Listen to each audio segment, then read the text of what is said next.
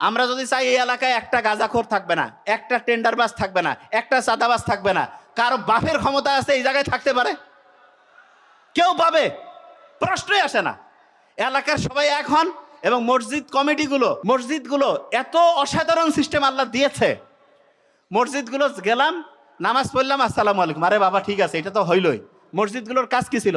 প্রত্যেক দিন সকাল থেকে 5 বার যে আমরা নামাজে যাই, ওইখানে আলোচনা করার কথা ছিল যে কিরে এর ছেলে কিছু করে না, এ কি করে খাচ্ছে, এর একটা সমস্যার সমাধান করো। এ আজকে অসুস্থ হয়েছে, সবাই মিলে কি করা যায়? আচ্ছা ওর চাকরি চলে গেছে, সবাই মিলে একটা ব্যবস্থা করি। আচ্ছা এর টাকা পয়সার একটু অভাব, সবাই মিলে হেল্প করি। মসজিদ হওয়ার কথা ছিল, ও আল্লাহ মসজিদে গেলাম, নামাজ পড়ে আসসালামু আলাইকুম বলে চলে আসলাম, এটা হইল? মসজিদ হচ্ছে প্রবলেম সলভিং ক্যাপাসিটি। এবং জুমার দিন যে বড় মসজিদ, ওইটার মানেটা কি? ছোট এলাকায় ঘরে ঘরে ধরেন যে কয়েকটা ঘর মিলে একটা মসজিদ, ওইখানে সব সমস্যার সমাধান হবে না। এই জন্য আল্লাহ কত সাইন্টিফিক। শুক্রবার দিন সবাই একসাথে নামাজ পড়লেন, সেইখানে কি হইলো?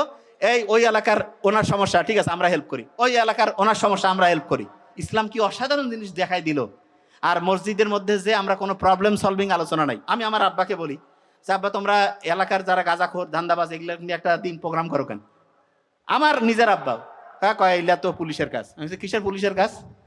এবং দেখবেন ঢাকা ইউনিভার্সিটিতে যে ওই যে যারা খুব ভালো কাজ করতেছে আলহামদুলিল্লাহ, বলছে না যে এই যে মদখোর তারপরে নেশাখোর এদেরকে সরাবে। এই ভালো কাজ করতে গেলে অনেকে এসে কি কবে জানেন?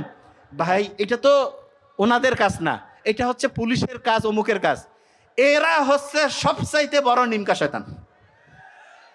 এই শয়তান থেকে বাঁচতে হবে। শুনেন, ভালো কাজের সময় নিয়ম, খারাপ কাজের সময় কোন নিয়ম?